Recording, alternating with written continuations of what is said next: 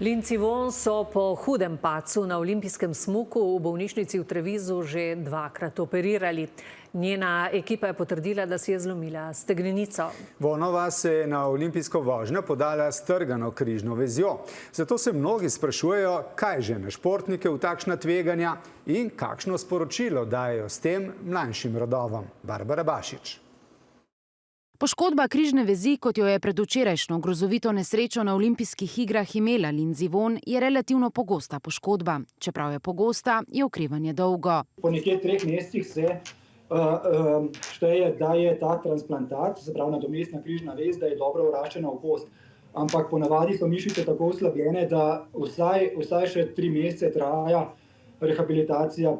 Lindsey Vonn je v svoji dolgi karieri poleg kolajn nanizala tudi veliko zbirko poškodb, ki bi marsikoga ustavile, a Američanka se je vedno znova vrnila. Ima izrazito dobro natrenirane mišice. Mišice blazno pomagajo tudi pri stabilizaciji kolena in zelo veliko starejših ljudi brez križne vezi sprednje lahko tudi smuča in smučajo, nimajo nekih težav pri temu. 13 sekund je zdržala na progi, nato pa trenutki groze. V smrtno tišino, ki je zavladala ob progi, so zarezali le kriki bolečine, ki so napovedovali hude poškodbe. Že po posnetku poškodbe je bilo videti, da gre za zlom golenice. Kolikor vem, je bila že operirana.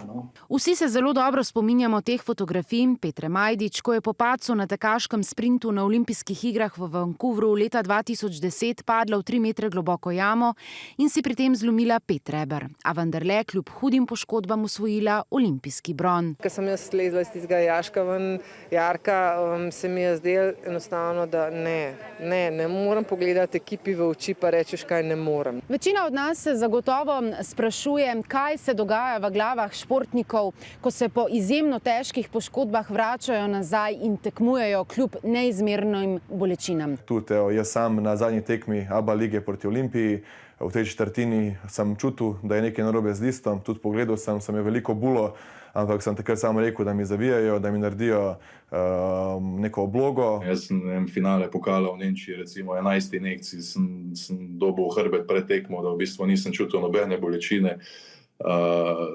Redko kdo pa ve, oziroma samo bližji, kaj je to potem pomenilo za mene. Murič in Vinčič dodajata, da je za mlade rodove pomembno, da se zavedajo, da je zdravje samo eno.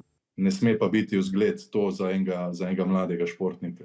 Moramo vedeti, da je primarno to zdravje in kvaliteta življenja. Z glavo čez zid ni potrebe. Že prej sem rekel, da treba poslušati pametnejše od sebe.